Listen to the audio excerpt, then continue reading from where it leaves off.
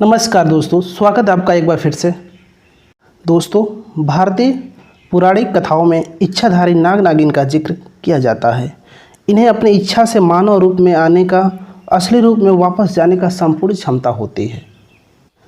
ये नाग नागिन दयालु भी होते हैं। ये अपनी इच्छा से लोगों की मदद भी करते हैं, उनके दुख दर्द में उन्हें राहत पहुंचाते हैं। ये मानना है कि ये अमर होते हैं और अपनी इच्छा अनुसार समाप्त होते हैं। इच्छाधारी नाग नागिन का रहस्य उनकी शक्ति में छिपा हुआ होता है। वो इंसानों की मनोकामनाओं को पूरा करने में सक्षम होते हैं। ये एक ऐसी शक्ति है जो सभी मनुष्यों के लिए अनुपलब्ध है। प्रिय दोस्तों, सांप को मारने के संबंध में अक्सर कई लोग कहते हैं कि मत मारो, जाने दो, सांप को नहीं मारा जाता है, भगा दो। दरअसल इसके बाद इसके पीछे का भारतीय अध्यात्म छुपा है और दर्शन का ज्ञान भी छुपा है। भारतीय दर्शन में कहा गया है, जिन्हें हक है सभी का, इसलिए किसी भी जीव की हत्या नहीं करनी चाहिए। ज्योतिष इससे एक कदम और आगे जाकर इसकी व्याख्या करता है। ज्योतिष शास्त्र के अनुसार सर्प को मारने से सर्प दोष लगता है और पितृ दोष लगता है।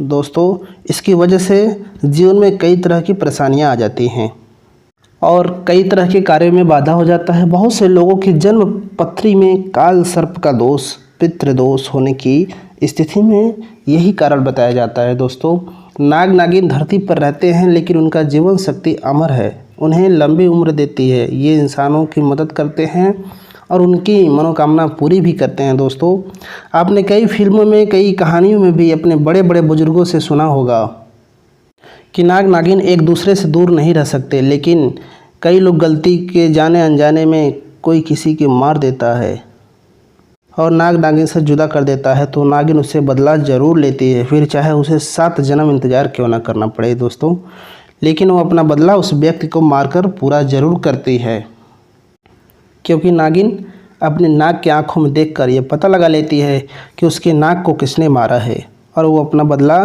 लेकर ही मानती है। दोस्तों, ऐसा ही कुछ हुआ यूपी के उस गांव में, जहां 50 साल बाद नागिन ने अपने नाग का ऐसा बदला लिया कि लोगों के रोंगटे खड़े हो गए। दोस्तों, ये घटना यूपी के रहने वाले श्याम के साथ ये घटना घटित हुआ था। दोस्तों, एक बार श्याम अपने मित्रों के साथ मिलकर स्कूल से वापस घर जा रहा था। तभी अचानक से श्याम के सामने नाग आकर फन फैलाकर बैठ गया और वो अपना फैन फैलाकर हुंकार मारने लगा। यह देखकर श्याम के साथ जा रहे सभी दोस्त डर गए। वो वापस जा रहे थे, मित्र लोग बहुत डर गए थे, वो वहाँ से भागने लगे। कुछ मित्र वहाँ खड़े रहे और श्याम को वापस मुड़कर चलने को कहने लगे, लेकिन श्याम को ऐसा करना, वापस जाना उसको कायरता लगने लगा। यानी मैं कायर हो जाऊँगा, मैं अगर पीछे हट जाता हूँ, भाग जाता हूँ तो मैं कायर हो जाऊँगा। और वह गुस्से में आकर एक पत्थर को उठाया और उस पत्थर से उस सांप के फन को कुचल दिया और नाग वहीं पर मर गया। श्याम इस बात से अनजान था कि नाग नागिन सब देख रही थी। प्रिय दोस्तों, श्याम इस बात से अनजान था कि उसकी नागिन ये सब देख रही थी। दोस्तों, इसके बाद श्याम ने उस नाग को उठाकर झाड़ियों में फेंक दिया और अपने घर चला गया। दोस्तों, जब वो नागिन अपने नाग के पास गई तो अपने नाग को खून से लथपथ देखकर लाल पीली हो गई और ज़मीन पर अपने फन पटक पटक कर इसके बाद नाग के शरीर को एक जगह पर रख दिया और उसने नाग को बदला लेने के लिए श्याम के ढूंढना चालू कर दिया। जब नागिन गांव में श्याम के घर के पास पहुंची, तब तक श्याम तो अपनी बुआ के साथ कार में बैठा हुआ था।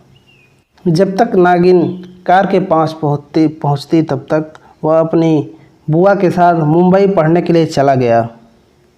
प्रिय दोस्तों, हम आपको बता दें कि श्याम जब मुंबई चला गया, वहाँ पढ़ लिख कर वो डॉक्टर बन गया था।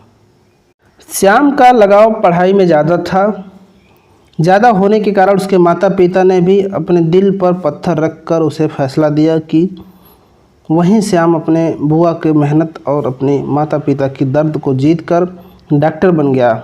बाहर विदेशों में जाकर श्याम ने कई डिग्री हासिल किया, जिससे वो जानवरों का डॉक्टर बन गया, जिससे वो सांपों का भी विशेषज्ञ था। दोस्तों, जब 50 साल बाद श्याम अपने बुआ के साथ गांव आया, उसे देखकर सभी गांववासी स्वागत करने लगे। सबका इतना प्यार देखकर श्याम बहुत खुश हुआ और वो अपने बचपन के दोस्तों के साथ एक खुले मैदान में बैठकर अपनी पुरानी यादों को ताज़ा करने लगा। तभी उसकी नज़र उस नागिन पर गई जो कि वह बुरी तरह से घायल थी। उसके शरीर से रक्त बह रहा था। यह देखकर ऐसा लग रहा था कि वह सड़क के हादसे का शिकार हो गई है। जैसे ही श्याम ने उस नागिन को देखा तो उसने उसे रहा नहीं गया और वह अपने घर गया। वहाँ पर उसको पकड़ने का औजार लेकर आया और उसकी बेहोशी को इंजेक्शन लगाया। प्रिय दोस्तों, श्याम जब ऐसा देखा कि नागिन खून में लथपथ है, उसको रहा नहीं गया। वो अपने घर जाके सांप को पकड़ने का औजार लाया और उस नागिन को पकड़कर उसको बेहोशी का इंजेक्शन लगा दिया।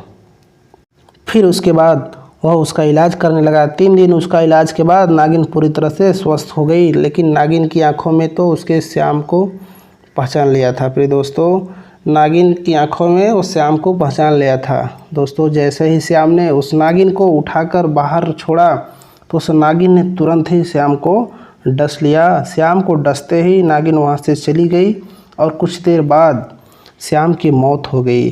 इस कहानी से सीख मिलती है कि नागिन अपने नाक का बदला ज़रूर लेती है, फिर चाहे उसे अपना बदला लेने के लिए कितना भी जन्म इंतजार करना पड़े। दोस्तों, वीडियो कैसी लगी? वीडियो को पसंद आए तो वीडियो को लाइक कीजिए। भगवान भोलेनाथ के सच्चे भक्त हैं, कमेंट में हर हर महादेव जरूर लिखें।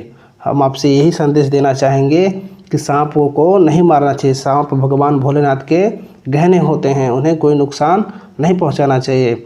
मिलते हैं आपसे एक और नई कहानी के साथ, तब तक के लिए नमस्कार।